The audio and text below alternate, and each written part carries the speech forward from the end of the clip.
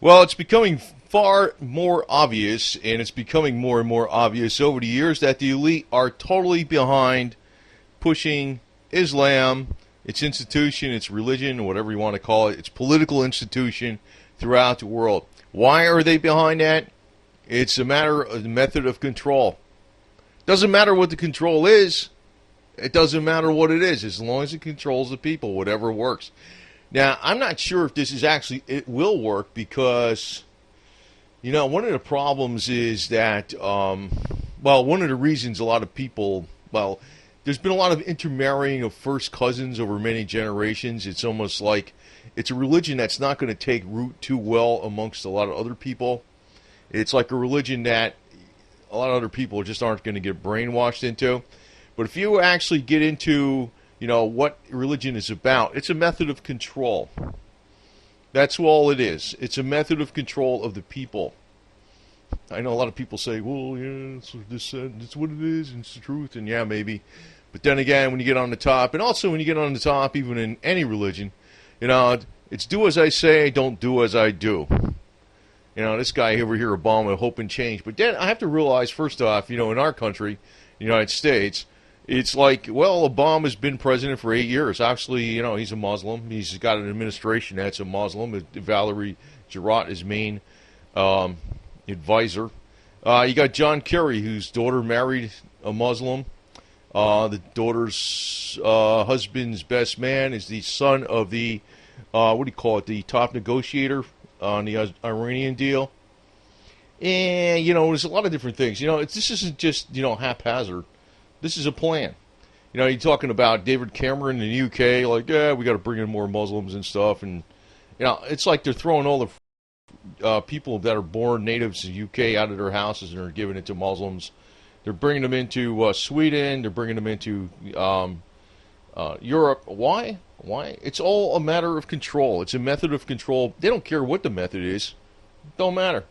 You could throw any label there is, as long as it's controlling the people, and the people on the top, they don't actually follow exactly, what the plan is. So actually, when you're seeing these things happen in the United States, I just came across some stuff, and I don't want to give. It was basically people talking about in school books and school teachings, they actually have to make prayer rugs and learn about Islam. And I'm thinking to myself, wait a minute, isn't these the same schools in the United States that don't want you to know anything about the Christian Bible? Well, I guess the heyday of Christianity is over with. It used to be the big form of control. So now we got the spread of Islam. So, actually in Russia, I think it's close to 40%. It's not far off anyway, the numbers I've given you. As far as the enlisted corps in the army, close to 40% are Muslim or Islamic faith in the Russian army.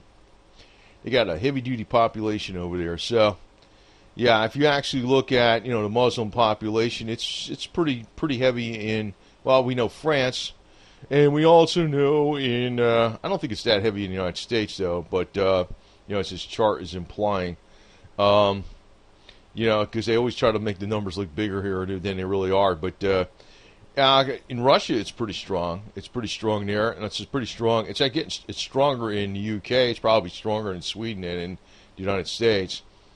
But they're actually teaching Islam in school, whereas they're forbidding the teaching of Jesus in school. And I'm not religious even, but I realize what the game plan is.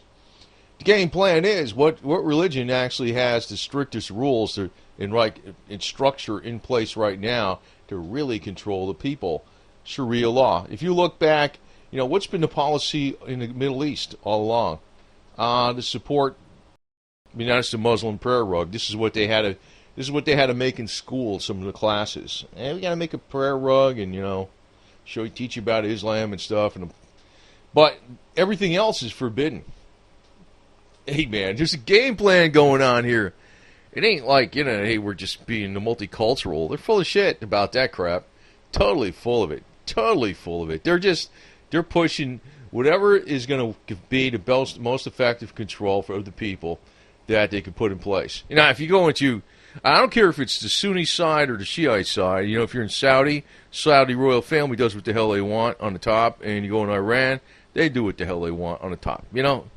I know it's Iran, whatever the hell it is. It doesn't matter to me. It's Iran. But, yeah, they do what the hell they want. They're not tolerant of anybody like Baha'i sect, you know, which is like they tolerate all religions. They think Abraham is great, you know, Buddha's great, Confucius is great, Jesus is great, and Muhammad's great, you know, Baha'i sect, whatever it is. I forgot the damn name of it off the top of my head, but they're persecuted like crazy over there by the Iranian clerics because they don't follow everything to the letter of the law they want them to. So Islam is a perfect tool of the elite.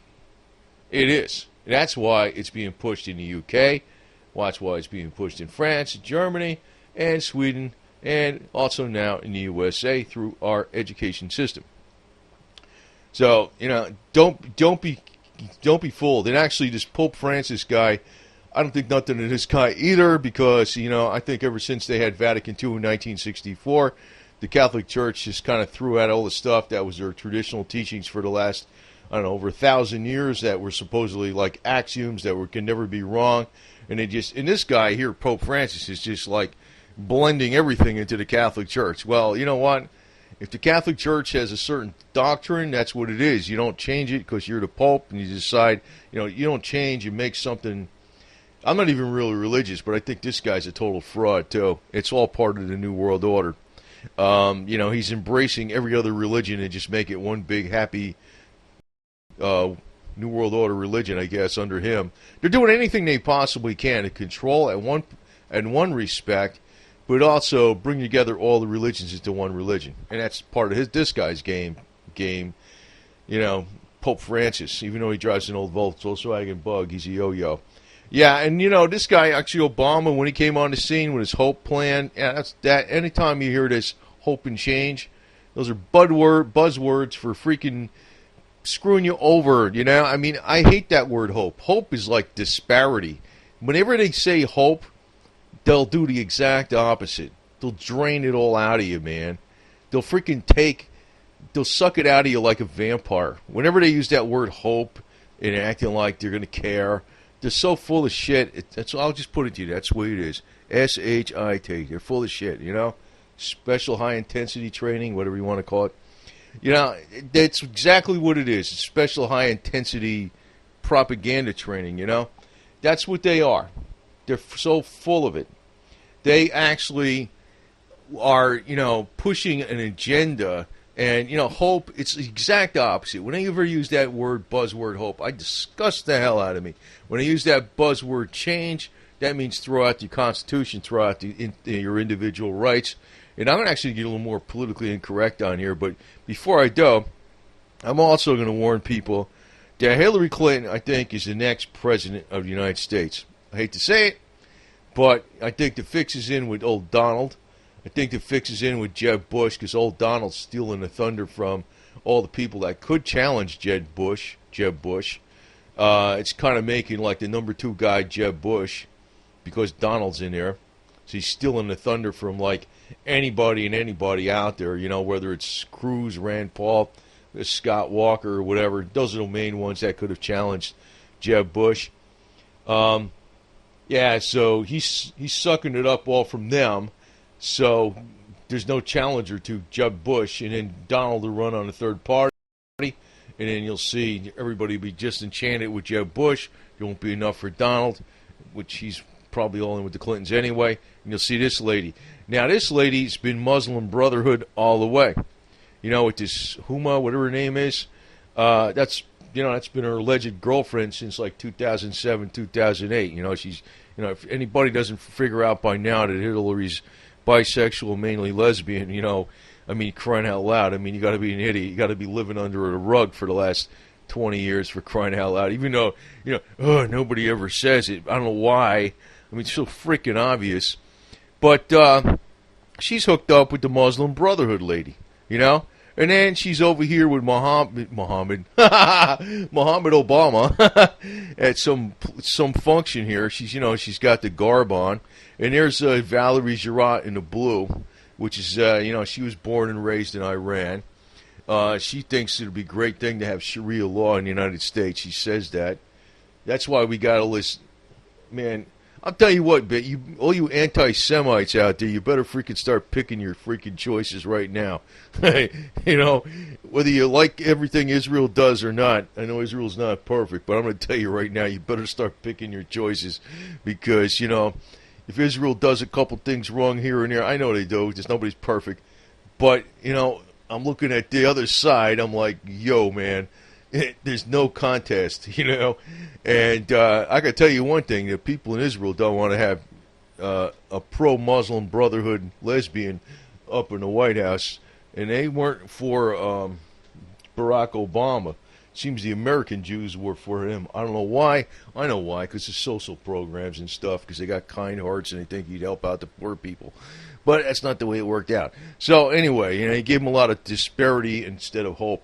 Now, you got Hillary Clinton in with, not it's not his girlfriend, it was like the wife of Morsi over in Egypt. You know, it was our policy to push the Muslim Brotherhood in Egypt. Actually, they're a couple years ago, they're trying to do legal action against Hillary back in 2013. But, you know, that probably ain't going to happen. It's like the powers are behind this stuff. The powers are behind the Muslim Brotherhood, you know, Islam, to get it instituted.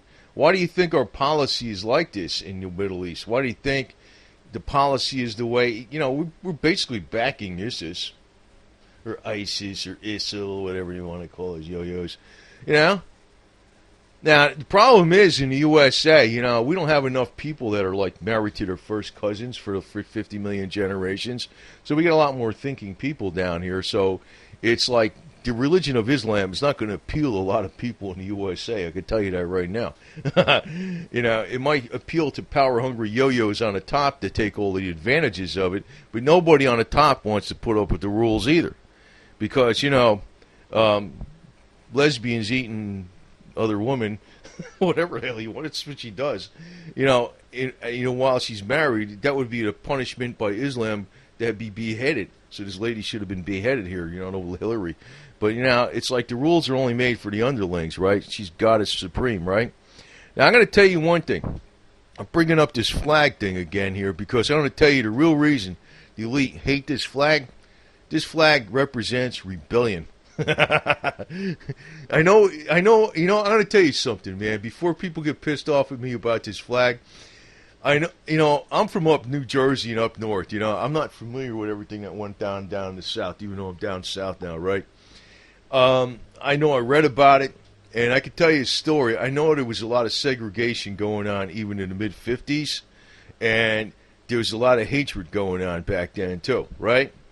Because I can tell you a story. One time my mom was passing through South. She went down to Florida from New Jersey, and she's coming back through South Carolina, and one of her aunts was living in there, Columbia, and she almost went in the bathroom. It said colored bathroom, right? And she thought colored meant it had colored bathroom fixtures like pink and light blue and stuff. And they said, no, don't go in there.